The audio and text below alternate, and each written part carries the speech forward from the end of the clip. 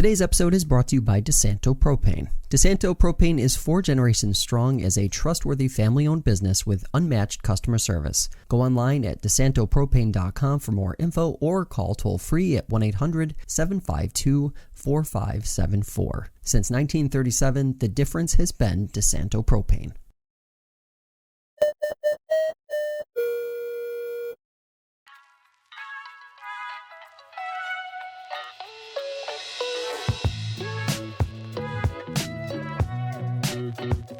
What should minimum wage be in New York State?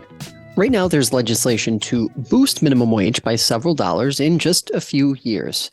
And while many business leaders have stated opposition to increasing it, we're catching up with one group today who supports it.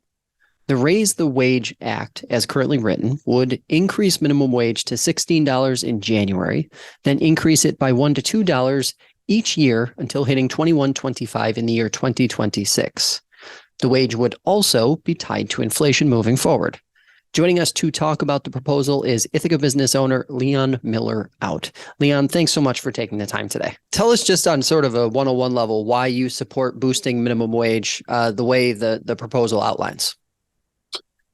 Yeah, so I'm in favor of the Raise the Wage Act version of the proposal as opposed to the governor's version. New York is behind on our minimum wage. We haven't raised it in 7 years, I believe, and costs of living have gone way up in that time. They went up 7% last year, for example. Yep. And the minimum wage hasn't gone up at all. And while we're doing better than the federal standard, we're still really far behind. So we need to catch up, which the Raise the Wage Act would do by 2026.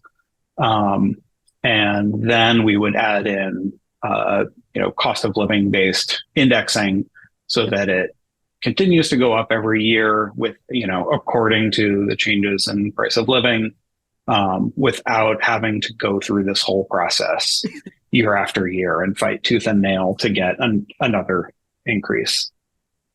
And you're a business owner. You have some skin in the game here.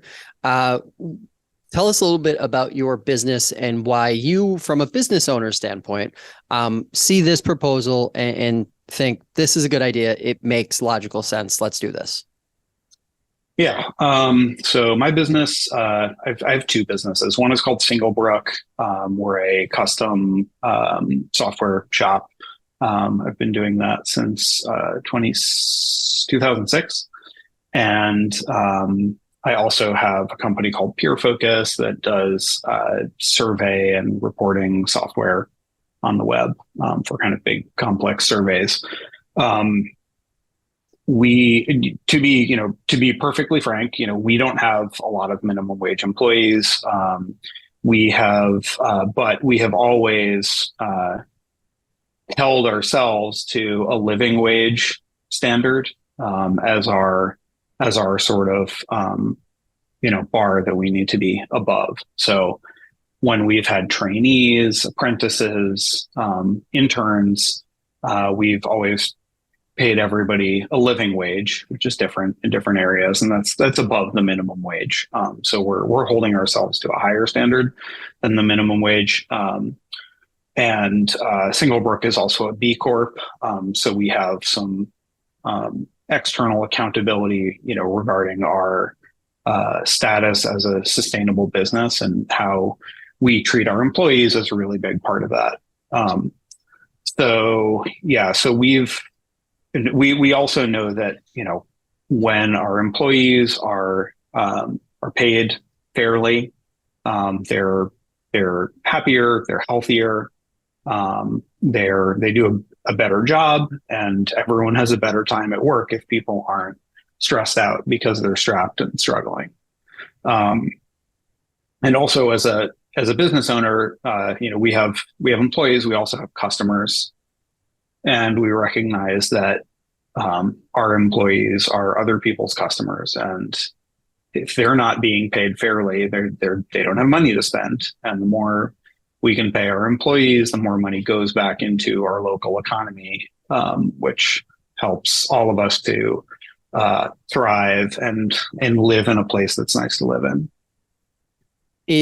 I'm curious because it seems like you are approaching this from more of a this is a reaction to the cost of living reality in New York State as opposed to just focusing on the number, which it seems like when we talk to critics of raising minimum wage, there's a lot of focus on just the number at the end of the line. Mm-hmm. Is that kind of at the center of this whole thing is just getting minimum wage to a place where it's, livable. It's something that's actually workable for the people who are doing these jobs. Yeah, absolutely. I mean, the numbers are just numbers, right? There's no inherent meaning to numbers. What's interesting about the minimum wage is that when it was introduced, I believe the intention of the minimum wage was that a sole earner could support a family of 4 working one full-time minimum wage job. And we've plummeted so far below that standard. So we're trying to get back to closer to that original intention, and the number is going to change, and it's going to be different based on where you are, which is why the proposal has different numbers for downstate near New York City and for the rest of the state. So yeah, the specific number isn't the most important thing, but it's it's easier to rally a movement around, the fight for 15 and have something to call it that feels concrete to people. Yeah. Yeah. What do you say to other business owners or other people in general who maybe don't support raising minimum wage again and maybe would rather see some other, I guess, vague solution to fixing this imbalance that exists right now in our economy across the state? What is your message to those folks as you guys continue to fight for this increased minimum wage? Yeah, well, I think there's a couple reasons, right? One is that, people may be concerned that if the minimum wage goes up and businesses can't be profitable, jobs might be lost, and businesses might close, and maybe we don't have those services available. My response to that is, if you can't pay people a living wage, then you're not running a sustainable business, and you should find a better line of business. Or find a way to make a better product and charge more for it. That is one of I feel like it's the more logical reaction to the folks who do oppose it and say, well, my business can't sustain a $21 or $22 an hour wage. I can't increase my prices that much. People won't buy my product. It seems like that's capitalism, is it not? That seems to be where it is. And if you can't compete in the market, that says something about your business, not about the wage being the problem, right? Yeah, I think so. I think that I also think that the quality of your business, if you were to provide that, if you were to provide a reasonable minimum wage, as the Raise the Wage Act lays out, your business is going to be better. You're going to get more business. You're going to have happier employees, better customer service, all that stuff. It's going to be a better product. So you might be wrong about thinking you can't stay in business, first of all. But yeah, if you can't stay in business, then try something else. Another angle of this that I'm curious from the business owner standpoint. It seems that there would be less turnover in these lower level positions yes. if wages were increased. Is that something that, is ever discussed? Because if you had less turnover, you're spending less on training, you're spending less time recruiting, trying to find people to do these jobs. Yeah. Thank you for mentioning that, because I was thinking of that while I was talking, and then I forgot to come back to it. So yeah, absolutely. I mean, if your employees are reasonably happy and well taken care of, turnover will go down. Turnover is incredibly expensive. You know, hiring people is a lot of work. And it's much, much cheaper to, in my opinion, to retain employees than to, you know, churn through employees and have to keep training and recruiting people. You know, and it's also hard to, you know, it's hard to build a company culture if everyone's just constantly, you know, coming and leaving for a better job. Yeah, I think we do need to raise the floor. It's like, it's too low. And that's, you know, capitalism needs regulations in order to be healthy. Otherwise it's just a race to the bottom. And one other thing that I wanted to mention is that I think that, you know, there's a huge and growing wealth gap, and income gap. And there's two ways to approach it. You can approach it at the top by trying to lower, you know, executive salaries, or you can approach it at the bottom. And I'm in favor of both, but I think that it's probably a lot more helpful to approach it from the bottom and to bring that floor up, because there's so many more people who are working those minimum wage jobs that if you can raise the floor, you're helping that many more people.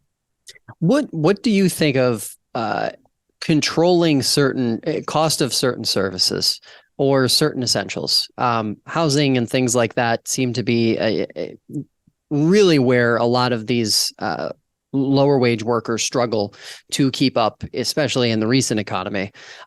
Is there any element of like controlling certain costs to kind of address this problem as well, if not increasing minimum wage as aggressively as we might need to over the next 5 years?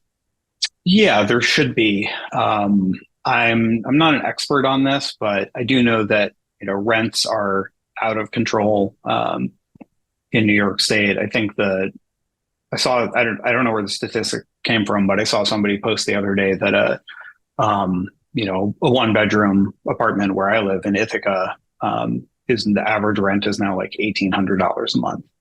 Yeah. And that's way more than anybody should be paying. And there's obviously it's a hugely complicated problem. And, you know, we need more housing. We need more affordable housing. We need less giant companies buying up